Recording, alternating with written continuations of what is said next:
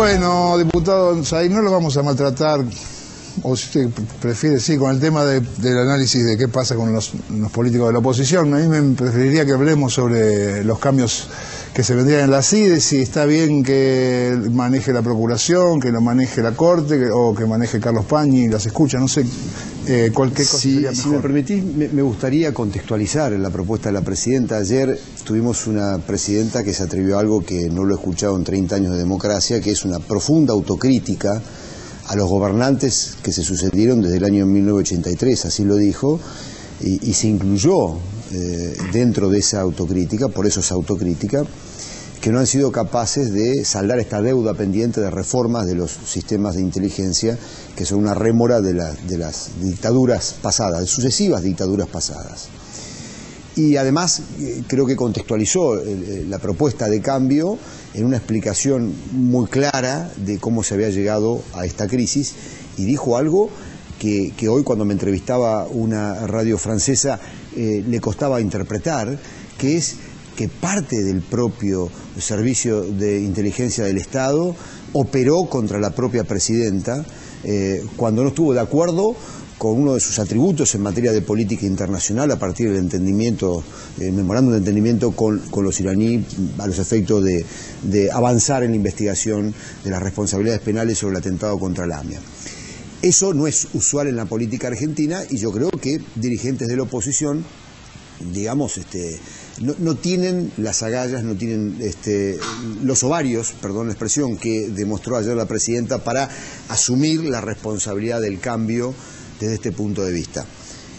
Creo que además planteó un dilema muy claro la Presidenta. El dilema es: ¿se continúa con el esquema institucional de inteligencia vigente hasta ahora, con todos estos defectos y con todo este remanente de las distintas dictaduras que le dieron forma y de las distintas democracias que se valieron de ese esquema, o vamos a un esquema institucional nuevo en donde la Secretaría de Inteligencia no va a estar más?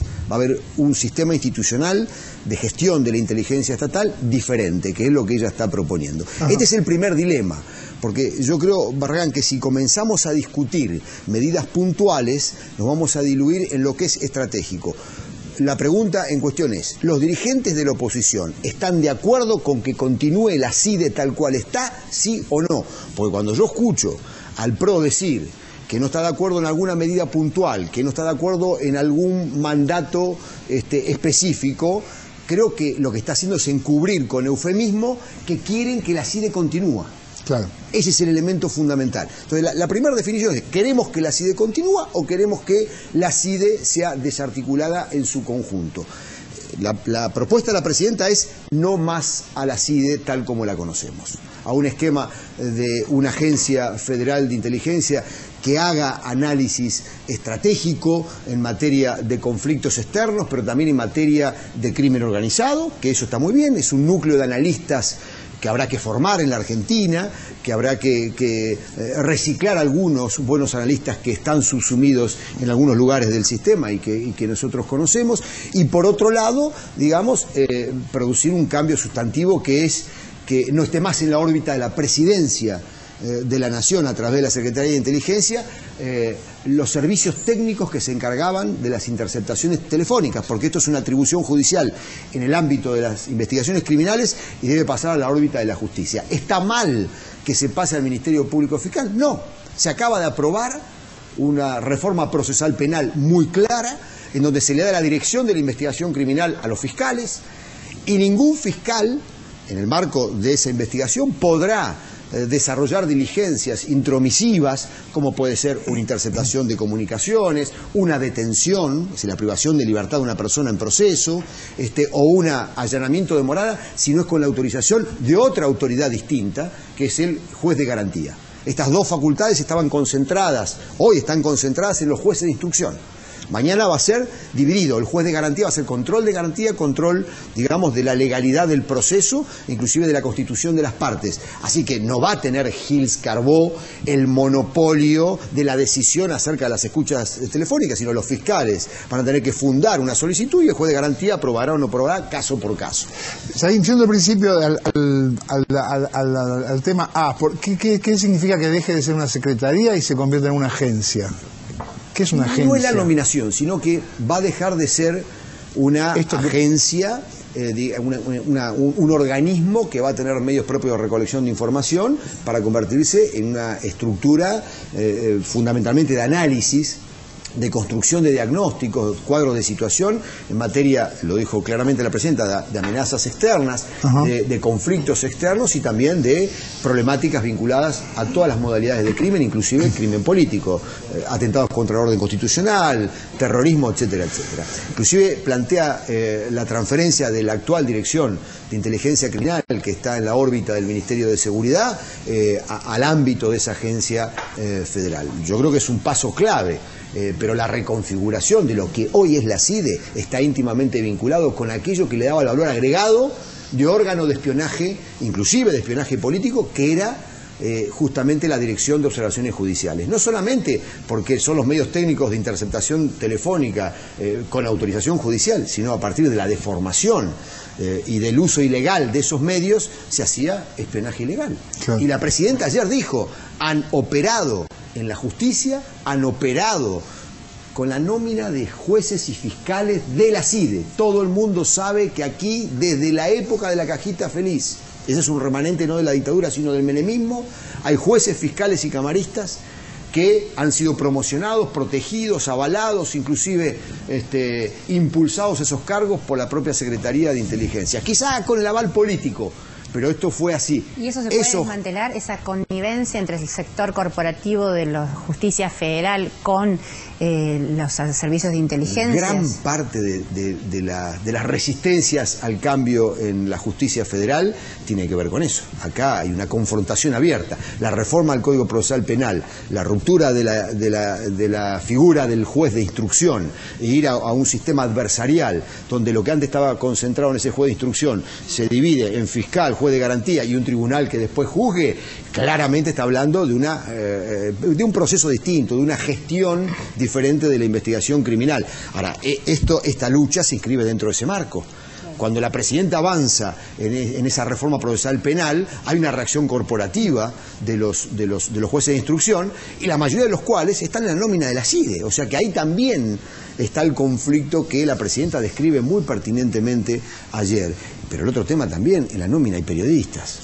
O sea que este núcleo duro de inteligencia que estaba anclado en la CIDE también tenía una estrategia de comunicación a través de un conjunto de periodistas que formaban parte de la nómina y que participaron alegremente durante años de la famosa cajita feliz. Entonces, yo creo que acá lo que hay que definir es, o continuamos con esto... procesados justamente por sí, señor, su connivencia. O continuamos con esto, o nosotros, digamos, estamos de acuerdo. Porque acá la alternativa no es si de sí, si de no, o alguna otra tercera alternativa. Es si continuamos con la CIDE o no continuamos con la CIDE. Y después discutimos todo lo demás. Diputado, yo quería preguntar, desde mi profunda ignorancia, ¿es posible un Estado sin servicio de inteligencia? No es posible un Estado sin servicio de inteligencia, y en un Estado democrático siempre que los servicios de inteligencia estén, digamos, orientados a lo que es la detección de problemas, riesgos para la defensa nacional y para la seguridad interior. Si vos autonomizás la inteligencia de estas dos esferas,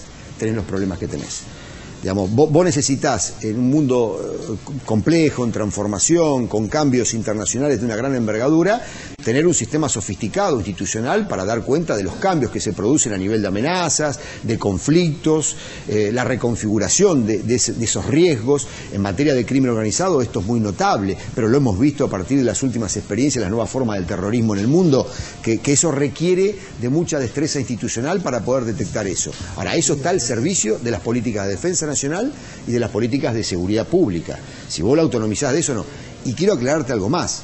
Y también se necesitan fondos reservados, porque gran parte de las actividades de inteligencia son de carácter sigilosa, lo cual no significa de carácter ilegal, sino que requieren controles excepcionales, controles extraordinarios, pero controles mucho más severos que los ordinarios, pero requiere de tareas que deben ser afrontados sus gastos a través de lo que son fondos reservados. Lo que hay que doblegar son los controles y el uso de esos fondos reservados. Yo soy partidario de que haya un activismo muy grande del Parlamento en la aprobación de esos fondos reservados con la correspondiente confidencialidad en lo que es el manejo de la información, como ocurre en las democracias más avanzadas del mundo. mundo. Hay dos temas que me parece que, bueno, por lo menos en los rebotes que vimos de ni periodísticos ni de la oposición se ponían de manifiesto y son muy fuertes. Hasta ahora al jefe de la CIE o la CIDE lo designaba el Poder Ejecutivo, ahora va a necesitar ese director y ese subdirector acuerdo del Senado. Es importante. Lo que reclamaba Macri ya estaba incluido en el proyecto. Y otra cosa que me pareció muy importante es que se propone elevar de 3 a 10 años la pena por interceptar escuchas, es decir, escuchas ilegales. Mira, es importantísimo los dos aspectos que vos estás destacando. El primero va a obligar al gobierno, a los gobiernos, cuando tengan que proponer a estos funcionarios, a establecer una estrategia institucional, una política pública de inteligencia. Porque esa persona tendrá que ir al Congreso a defender un programa, digamos, de inteligencia y una estrategia de inteligencia. Y además tendrá que tener, digamos, pertinencia técnica. Alguna experiencia, algún currículum que lo acredite, no como un técnico, cuidado, que uno sea un técnico no significa que sea eficiente en el mar, sino un político con experiencia en la gestión. Yo tengo algún prejuicio con los técnicos agnósticos políticamente hablando, prefiero un político comprometido y con conocimientos específicos en esta materia. El otro aspecto me parece que es clave, que vos estás destacando, porque la cuestión de elevar la pena es el atributo fundamental para que haya una carrera profesional y un tipo de trabajo donde se preserve la reserva de las cosas que se manejan en ese esquema. Hace 2 días un tribunal, creo que en Nueva York, dio un veredicto condenatorio sobre un ex agente, un alto agente de la CIA, porque había pasado información al New York Times sobre las operaciones que la CIA emprendía contra el programa nuclear iraní. Y eso es un delito en Estados Unidos y hubo todo un proceso y fue considerado culpable. Después los jueces profesionales establecerán el monto de la pena. Pero esto fue hace 2 días. Digo, reivindico eso del aspecto de los Estados Unidos. Los comités de control parlamentario norteamericano tienen amplias facultades para ocultar las operaciones de inteligencia, para la aprobación de los fondos extraordinarios para financiar esas operaciones y para poder, digamos, controlar el funcionamiento y hacer las denuncias. Hay la historia institucional de lo que ha sido la inteligencia de Estados Unidos es absolutamente rica para ver en esta coyuntura, porque ha habido una puja permanente entre el Poder Ejecutivo, que quería autonomía para las operaciones de los órganos de inteligencia, y los parlamentarios, inclusive de partidos oficiales, que le querían poner un coto a esto. Fue fabuloso el contrapunto entre estas dos cosas a partir del 11 de septiembre del 2001, y los halcones que acompañaron a Bush, digamos, Cheney, Rumsfeld, que intentaban, digamos, que la CIA tenga autonomía total y no que tenga el control parlamentario para hacer operaciones, inclusive el asesinato político que volvió a los Estados Unidos y volvió con mucho énfasis durante la gestión de Obama, da cuenta de que esto es un problema de todas las democracias. Y esto es lo que tenemos que discutir nosotros. Ahora, reitero, vuelvo al principio. El principio es, ¿queremos que siga la CIDE como está? ¿Sí o no? Y a partir de allí, creo que todo lo demás es discutible. Volviendo, sí, a los planteos opositores, que como señalaba el informe, estos del informe que tienen un nivel político bajísimo, casi no se puede discutir sobre cómo presentó la presidenta estos cambios. Empecé a escuchar otros que tienen que ver con qué va a pasar con la mano de obra desocupada de los servicios desafectados, por un lado, y que no había tiempo para debatir, ¿no? Que era muy a las apuradas lo que estaba planteando la presidenta. Yo creo que hay todo proceso de reforma institucional de aparatos de seguridad requiere de una estrategia política, más allá del plan, o si se quiere, de la estrategia institucional. Ayer la presidenta anunció los parámetros básicos de lo que es la reconfiguración del sistema de inteligencia que ella está proponiendo en ese proyecto de ley. Después tendremos que ver y ocultar un poquito más la letra chica del proyecto, pero estoy seguro que el gobierno va a estar dispuesto a un debate amplio dentro del Parlamento. Lo que vos necesitas es un equipo de gestión con la suficiente, digamos, experiencia política para desarticular las resistencias que todo cambio organizacional conlleva, para poder establecer un plan de acción contra las contestaciones o respuestas mafiosas que pueda haber. Pero yo quiero señalar algo que me parece que es importante. Los agentes de inteligencia a los que hizo referencia la presidenta tenían poder cuando estaban en sus cargos. Fueran de sus cargos, ya pierden poder. Porque ya pasan en todo caso a la clandestinidad, si es que tienen que accionar contra una decisión gubernamental. Ya no lo están haciendo desde el propio aparato del Estado, reitero. Y si lo hacen de manera asociada, están incursionando en lo que es una asociación ilícita tendiente a producir un conjunto de delitos graves contra la seguridad institucional e inclusive contra la democracia. Me parece que el riesgo que corren es mayor, porque además no es que todos los servicios de inteligencia y de seguridad del Estado, digamos, fueron expulsados de la Secretaría. Hay actores que están comprometidos con la democracia, no digo quizá dentro de la Secretaría de Inteligencia, pero sí dentro del aparato de seguridad, que van a accionar contra esas eventuales reacciones.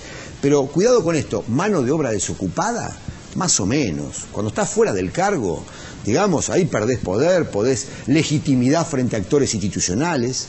Perdés la capacidad de poder manejar fondos discrecionales en el aparato de seguridad. Es decir, hay una reducción de poder enorme. Si a eso vos le sumás una estrategia del propio gobierno para poder neutralizar el accionar de estos grupos, creo que, digamos, no digo que no vaya a haber conflictos, lo que digo es que hay que estar preparado para una acción política, digamos, importante en ese campo y en ese terreno.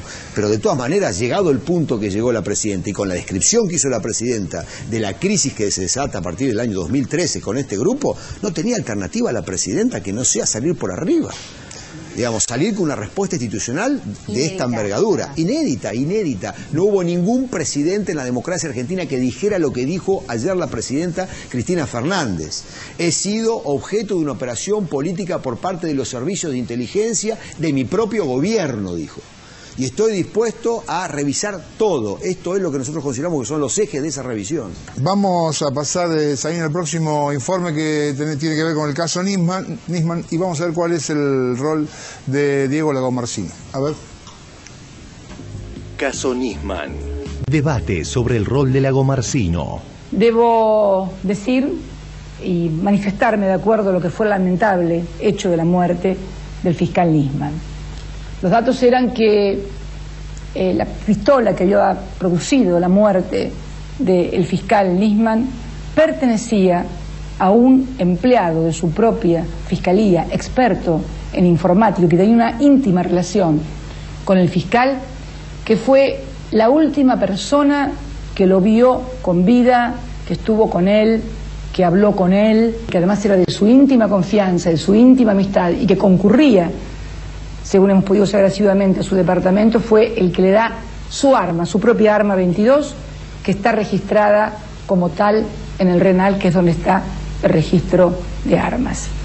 Esta persona, además, es, podemos decir, un feroz opositor al gobierno. Todo el mundo tiene derecho a ser opositor al gobierno, pero pudimos advertir por su Twitter las groserías y los insultos. Tweet de Diego Lagomarsino del 8 de mayo del año 2013.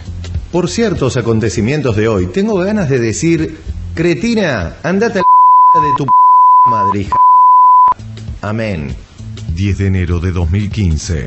La década afanada. 5 de septiembre de 2014. Y si escuchás un mensaje de CFK al revés, escuchás coherencias. Dicen. 24 de abril de 2013. Hugo Rubín, un personaje con pelotas. Metete el Mercosur en el Cristina. Pero esos insultos, esos agravios, casi con un contenido machista, están dirigidos precisamente a la persona de la presidenta de la República. Tenemos entonces una persona de la íntima confianza del fiscal, que es la que le provee el arma, que es la última persona que lo ve, y también pudimos enterarnos que esta persona, el señor Diego Ángel Lagomarsino, no solamente es un feroz opositor, que tiene todo el derecho de hacerlo, sino que además es el hermano de un importante ejecutivo del estudio Sáenz Valiente, socio del grupo Clarín, es el gerente de informática del grupo Clarín. La pregunta que me hago es la siguiente: ¿por qué estos datos no salieron a la luz?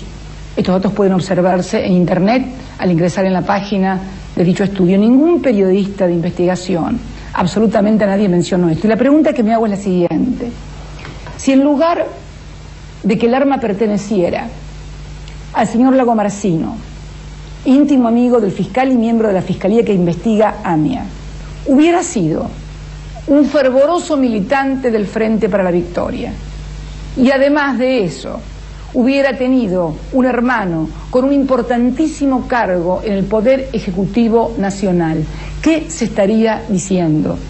Por eso pedí especial protección para el señor Diego Ángel Lagomarsino. También tenemos información a través de la Oficina de Migraciones y del Ministerio del Interior, en la parte de pasaportes, que el señor Diego Ángel Lagomarsino comenzó a tramitar su pasaporte el día 14 del corriente mes, o sea, el 14 de enero, día en que el fiscal Nisman presentó su denuncia. Por supuesto, ese pasaporte, dado los hechos que son de público notorio, fue retenido y no le fue entregado al señor Diego Ángel Lagomarsino. Lagomarsino es un agente de inteligencia de Jaime Estiuso. Lagomarsino es un agente de inteligencia que hace 10 años le propuso servicios al fundador de la Policía de Seguridad Aeroportuaria, Marcelo Saín. ¿Eso le consta? Es muy fuerte. Absolutamente, señores. A ver, me lo ha confirmado Saín en persona y lo ha dicho públicamente. Pero usted tiene que ir a denunciarlo, porque es muy grave lo que está haciendo. Claro. ¿Por qué es muy grave lo que está denunciando públicamente? Yo soy periodista y digo las cosas como son. Por eso, pero usted se está haciendo cargo de lo que está diciendo usted. A ver, usted tiene la información que yo tengo es que Lagomarsino...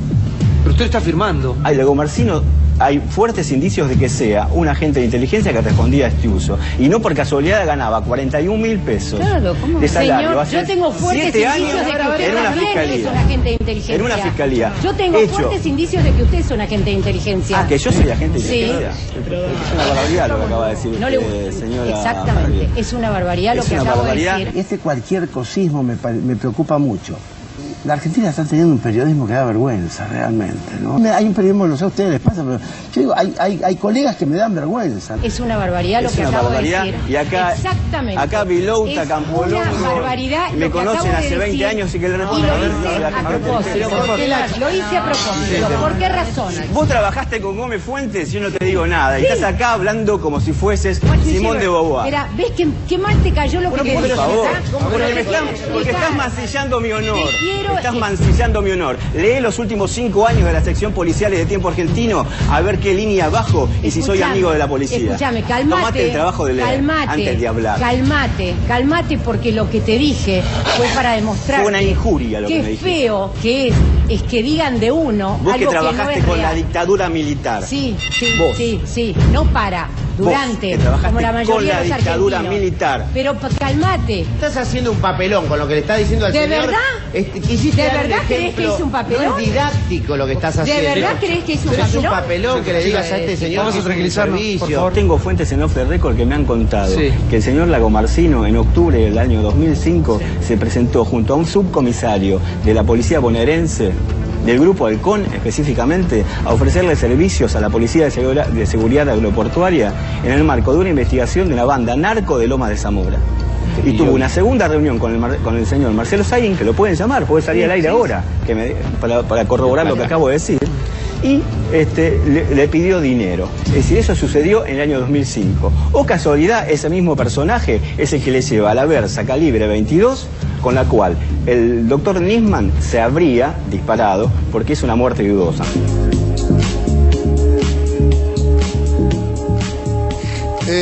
Muy bien. Impresionante cómo desbarrancan, ¿eh? Sí, es muy impresionante lo que pasa en ese programa. Yo no sé por qué la gente va, pero bueno. Pero no es una equivocación, es un objetivo. Lo que acabamos de ver y ese nivel de discusión absurda no es una equivocación, es un objetivo. Eso es una licuadora de todo tipo de discursos. Un descerebramiento colectivo. Todo es sí. Bueno, vamos a lo importante. ¿Qué pasó con Lagomarsino? Permitime decir algo previamente. Lagomarsino es claramente una persona que está vinculada a la estructura de inteligencia para la que trabajaba Nisman. Nisman durante cerca de 8 años no investigó nada que no sea la hipótesis colocada por la CIA a través de Estiuso en la investigación de la AMIA. No se abrió la investigación de la conexión local. La hipótesis es una hipótesis bastante agarrada de los pelos, discutida largamente en Argentina desde hace 20 años aproximadamente. Y es inaudito pensar que la persona que hacía apoyo y soporte técnico informático de este grupo era un freelance que nada tenía que ver con él mismo. Así que a mí no me cabe ninguna duda, y lo digo como análisis, de que con las estructuras de inteligencia tenga o no pertenencia orgánica. Cuando yo veo una foto de Lagomarsino, yo recuerdo aquel hecho. Es muy común en el ámbito de la seguridad pública, por ahí, para personas que no están entrenadas en estos temas, es muy común lo que llama el buchón, la venta y compra de información, la venta de organizaciones y de bandas, y la operación de organismos internacionales de inteligencia y seguridad a través de estos fogoneros. Yo siempre tuve la sensación, yo no trabajé con la DEA, y yo tuve la autorización de Néstor Kirchner para no trabajar con la DEA. Yo di las explicaciones del caso, por qué no era conveniente trabajar con la DEA durante toda mi gestión al frente de la Policía de Seguridad Aeroportuaria. No fue muy bien. Pero digamos que lo que puede pasar es que te llega un pibe que es de la DEA, vos no lo sabés. Es que yo creo que está así. Yo creo que está así, un muchacho de 20 y pico de años, muy canchero, digamos, con la capacidad como para entregar bandas o información acerca de bandas, y lo primero que hizo, por su inexperiencia claramente, es pedir dinero. A mí me lo acercó un oficial, yo había sido viceministro de Seguridad en la provincia de Buenos Aires, del Grupo Halcón, una persona de bien, digamos, pero rechacé ese tipo de colaboración. ¿Pero vos pensás que venía de dónde? Para mí era de la DEA. DEA. Sí, Loma de Zamora, Justicia Federal en Loma de Zamora, con alguna incidencia muy fuerte la DEA. La Justicia Federal de Loma de Zamora tenía jurisdicción sobre el aeropuerto de Ezeiza. Es un lugar sensible para estos organismos internacionales, tanto en lo que es las estrategias antiterroristas, la CIA en el aeropuerto de Ezeiza, como, digamos, la estrategia de la DEA en el aeropuerto de Ezeiza. La primera oferta que yo tuve formal, a cara descubierta de la DEA, es armar una base operativa de la DEA conjuntamente con la PCA en el aeropuerto de Ezeiza. Sobre un bar de Avenida Libertador, el director de la DEA, de la base de la DEA en la Argentina, Anthony Greco. Digo, yo lo hablé con el presidente, lo hablé con el ministro, le dije la inconveniencia de trabajar con la DEA y tuve autonomía por definición política para que me manejara en mis términos. Así que yo rechacé eso. Y yo, debo decir, no tengo seguridad, pero estoy con algún grado de certeza de que se trataba de esta misma persona, que ahora empiezan a ventilarse vínculos de él con sectores de la justicia en Loma de Zamora, tal como lo señaló el Tuni Coleman, con algunas de las víctimas de Cromañón que dijeron hoy claramente esto de una fotos persona.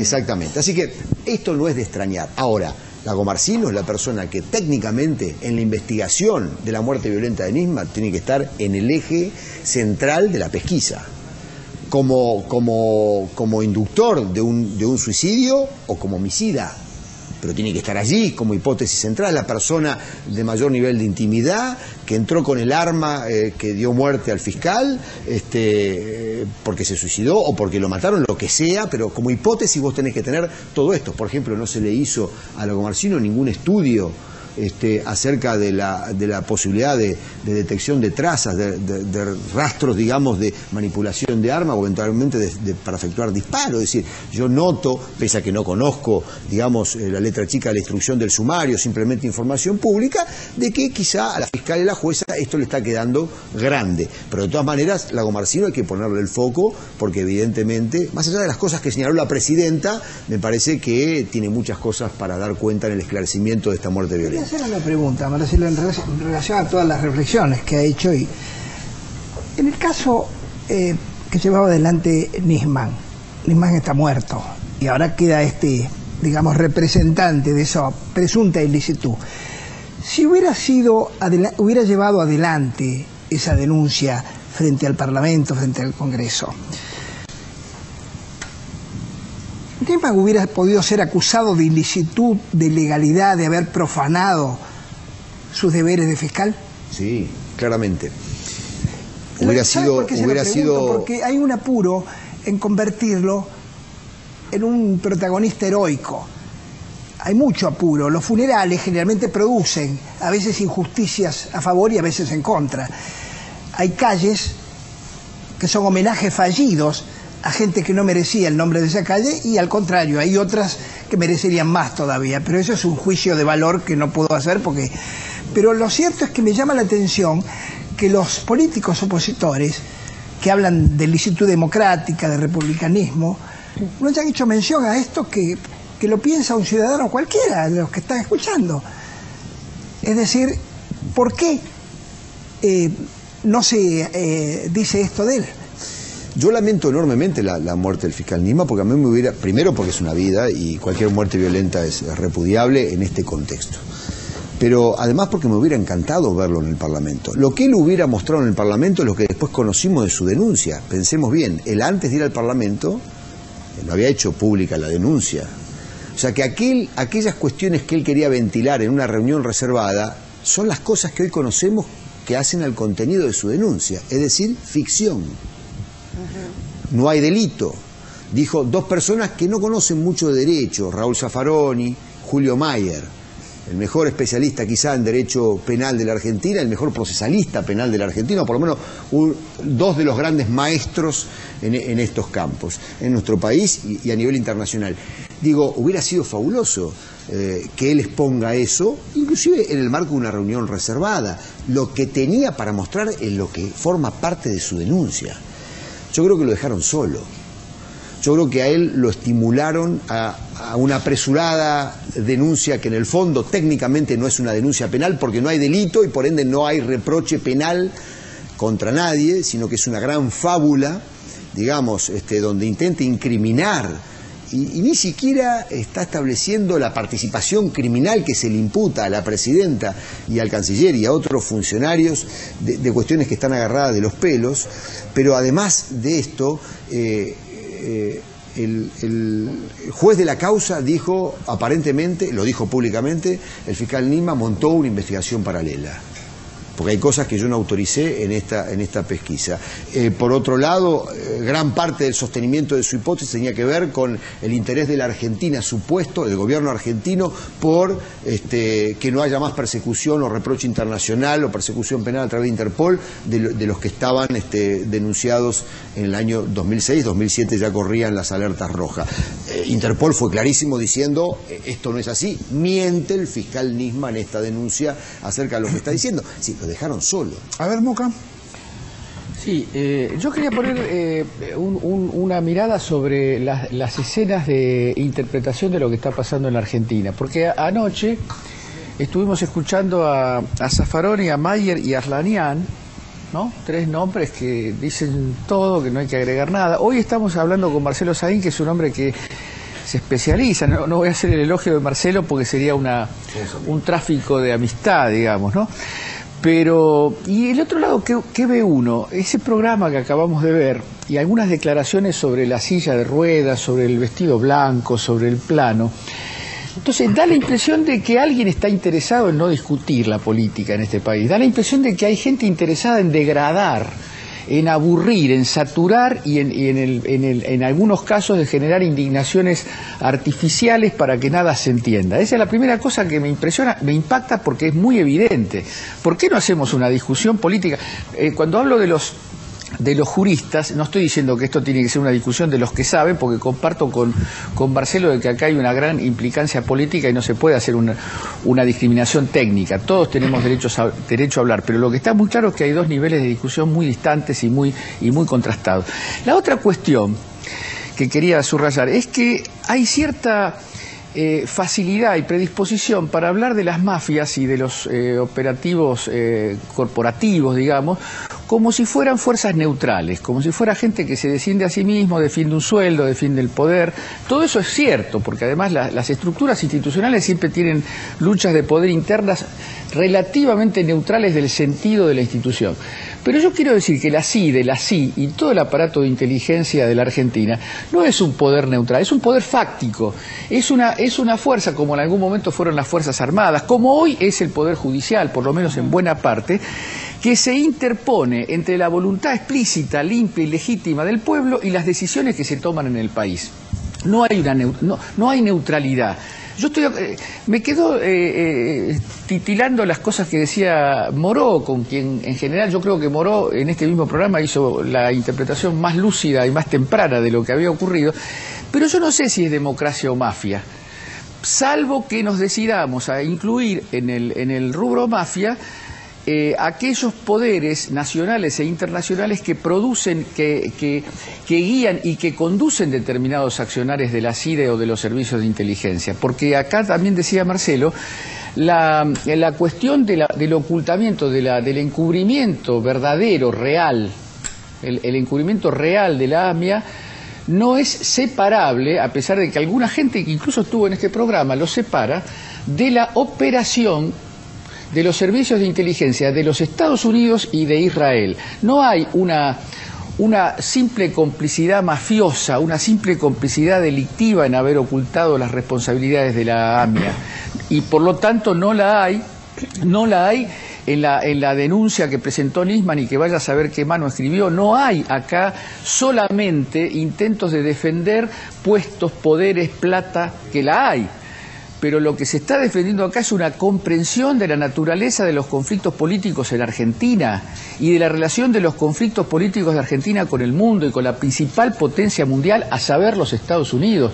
Si ese no es el foco que ponemos, nos quedamos en una historia policial chiquitita. Y yo creo que las intervenciones que viene haciendo Marcelo nos ponen necesariamente en esa discusión.